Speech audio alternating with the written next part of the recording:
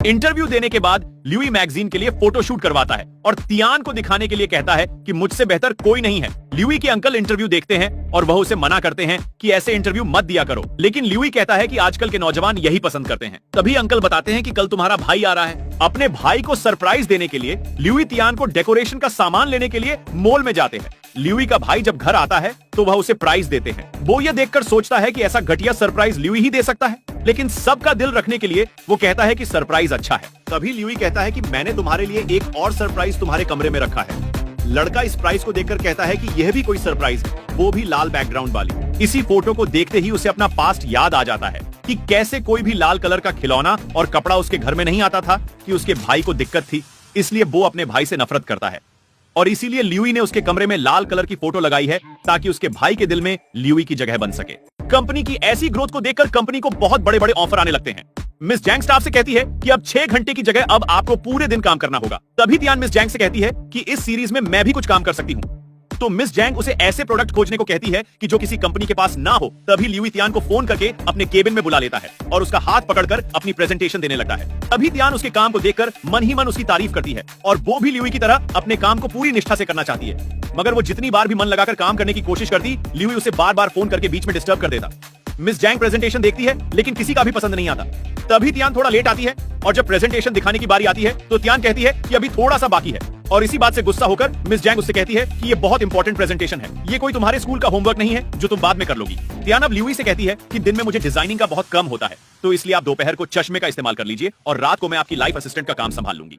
लेकिन ल्यूई कहता है कि ऐसा नहीं हो सकता, क्योंकि हमारा काम प्रायोरिटी के हिसाब से शेड्यूल होता है, न कि शेड्यूल के हिसाब से प्रायोरिटी। तियान ल्यूई की बात सुनकर वो ल्यूई से बात करना ही बेकार। तियान को अपने आप में गिल्टी महसूस होता है। वह समझती है कि कल मैं उससे आंखें कैसे मिलाऊंगी, कि तभी ल्यूई तियान को पीछे से आवाज लगाता है और कहता है कि ये लो तुम्हारा बैग, तुम अंदर ही बुलाई थी। तियान अपना बैग लेकर भाग जाती है। तभी ल्यूई की नजर लाल फूलों पर पड़ती है। ल्यूई को लगता है कि वह बेहोश हो रहा है, लेकिन उसे कुछ भी नहीं होता। वह यह देखकर लड़के को रुकवाकर वापस से उन लाल फूलों की तरफ देखता है, लेकिन उसे फिर से कुछ नहीं होता। ल्यूई अपने मैनेजर को कॉल करके कल की सारी मीटिंग कैंसिल करवाने को कहता और डॉक्टर ली से अपॉइंटमेंट ले लो। बचपन में हुए हादसे की वजह से ल्यूई को ऐसी बीमारी हो गई है, इसलिए अब उसे किसी अपने की जरूरत है। तो डॉक्टर उसे बताता है कि यह रेड फोबिया तुम्हारे दिमाग का ही फितूर है। रात में हुआ हादसा ल्यूई डॉक्टर को बताता है। डॉक्टर ल्यूई को बताता है कि जिस वजह से तुम्हारा यह रेड फोबिया शांत होता हो, उससे तुम्हारी दिमाग की नसें भी खुल सकती हैं और तुम बिल्कुल ठीक हो सकते हो।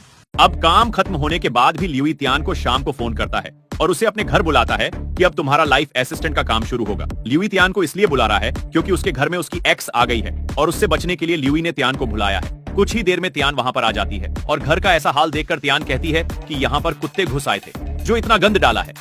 तभी ल्यूई को बहाना मिल जाता है अपनी एक्स से बचने का और ल्यूई उसे यहाँ पर रखी हुई यूनिक पेंटिंग को सही करने को कहता है। तियान सीढ़ी पर चढ़कर सामान ठीक कर ही रही होती है और अचानक से उसका पैर फिसलता है और वो ल्यूई के ऊपर गिरती है और गलती से तियान ल्यूई का माथा चूम लेती है। ये देखकर ल्यूई की एक्स का पारा चढ़ जाता है और वह सोचती है कि आज तक मैंने ल्यूई को किस नहीं किया, तो इसने कैसे कर लिया। तियान श्रम के मारे बाहर भागने की कोशिश करती है, लेकिन उसे हड़बड़ी में पता नहीं चलता कि दरवाजा पीछे की जगह आगे है और वो जल्दी से वहां से भाग जाती है और ल्यूई भी उसके पीछे पीछे चला जाता है। ल्यूई अपने मैनेजर को तियान का शेड्यूल पता करने भेजता है, लेकिन मैनेजर ल्यूई से कहता है अब तो आपको लाल रंग से डर भी नहीं लगता, तो आपको अभी भी तियान को अपने साथ क्यों रखना है। तभी ल्यूई मैनेजर से कहता है कि अगर मैं तुम्हें ही कहूं कि अब तुम्हारी कोई जरूरत नहीं है तो तुम्हें कैसा लगेगा। तो मैनेजर कहता है कि मैं रो रो कर दरिया भर दूंगा। तो इसीलिए ल्यूई आज आर्ट शो में तियान को सब कुछ बता देगा। ल्यूई और तियान आर्ट शो में बड़े बड़े आर्टिस्ट की पेंटिंग और यूनिक कलाकारियों को देखते हैं। तियान ल्यूई को यही चश्मा पहनकर रुकने को कहती है, लेकिन तभी कुछ लड़कियां ल्यूई का मजाक उड़ाने लगती है और तियान ये सुनकर गुस्से में आकर उन्हें मुंह तोड़ जवाब देती है। जिसके बाद तियान की नजर एक एक्सपेंसिव क्यूट कैट की आर्ट पर पड़ती है, तो ल्यूई उसे बताता है कि हमने इसकी ऑथराइजेशन किसी को भी नहीं दी। ल्यूई कॉल करके मैनेजर से इस आर्ट के सारे कॉपीराइट ऑथराइजेशन इकट्ठे करने को कहता है। तभी तियान देखती है कि ल्यूई इस पेंटिंग में लाल रंग को देखकर बेहोश नहीं हुआ, तो ल्यूई उसे बताता है कि अब मैं ठीक हो गया हूं। तो तियान ल्यूई से कहती है कि अब मुझे आपकी लाइफ असिस्टेंट बनने की कोई जरूरत नहीं है और अब मैं अपने काम पर पूरा फोकस कर सकती हूँ। पेंटिंग की ऑथराइजेशन वापस लाने के लिए अब ल्यूई अपने भाई को शिया फेंग के साथ मीटिंग करके पेंटिंग की ऑथराइजेशन वापस लाने के लिए कहता है, लेकिन ल्यूई का भाई अभी बिजनेस में अनाड़ी था और इसीलिए अब ल्यूई अपनी एक्स को अपने भाई के साथ शनशुई गांव में ऑथराइजेशन लाने के लिए भेज देता है। वहां पहुंचकर दोनों में बहस हो जाती है और इसी बीच शनशुई गांव का मॉन्यूमेंट स्टोन को गिरा देते हैं।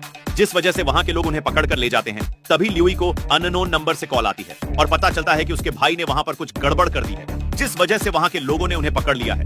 यह पता लगते ही ल्यूई और टियान वहां आते हैं और उनसे डील करके उन दोनों को छुड़ा लेते हैं। शिया फेंग की तलाश करते करते उन्हें लुओसी मिल जाता है। ल्यूई लुओसी से पूछता है कि तुम जहां कैसे। वो बताता है कि मैं यहां पर फोटोग्राफी करने आया हूं। तभी ल्यूई पेंटिंग को हाथ लगाकर देखता है तो पेंटिंग गीली होती है। ल्यूई समझ जाता है कि यह पेंटिंग अभी अभी ही बनी है, इसलिए वह अभी यहां दूर तक नहीं गए होंगे। तभी ल्यूई और टियान को उनके घर का पता लग जाता है, लेकिन वो दरवाजा नहीं खोलते। तभी ल्यूई उन्हें पैसों का लालच देकर उनसे दरवाजा खुलवाने की कोशिश करता है, लेकिन वह पेंटिंग की ऑथराइजेशन के लिए ल्यूई और टियान शिया फेंग के घर के बाहर डेरा डालकर सो जाते हैं। तभी ल्यूई दरवाजा खुलने की आहट सुनता है और ल्यूई जान जाता है कि यह कोई शिया फेंग नहीं बल्कि लुओसी ही शिया फेंग है। ल्यूई उसे पेपर पर साइन करने को कहता है, पर लुओसी मना कर देता है। लुओसी अपनी बीती हुई यादें ल्यूई को बताता है। ल्यूई बातों को सुनकर कहता है कि मैं समझ सकता हूं कि आप पर क्या गुजर रही है, जिसके बाद लुओसी पेपर पर साइन कर देता है। कुछ देर बाद ल्यूई के भाई को पता चलता है कि हमें पेट कैट ऑथराइजेशन नहीं मिली, तो वो ल्यूई को बताने की कोशिश करता है, लेकिन ल्यूई उसे बताता है कि सब कंट्रोल में है, कल सब कुछ प्रेस कॉन्फ्रेंस में क्लियर कर देंगे। तभी ल्यूई के भाई को मीडिया घेर लेती है, जिसके बाद वो बताता है कि आपके सारे सवालों के जवाब मिस्टर ल्यूई खुद आकर देंगे। अब ल्यूई मदद मांगने के लिए डॉक्टर ली को अपनी लोकेशन भेजता है। ल्यूई के मोबाइल में नेटवर्क ना होने की वजह से ल्यूई टेबल पर चढ़कर नेटवर्क ढूंढने की कोशिश करता है, लेकिन उसका पैर फिसल जाता है और वो सीधा टियान का माथा चूम लेता है, जिसके बाद ल्यूई कहता है कि टियान का माथा बहुत मीठा है।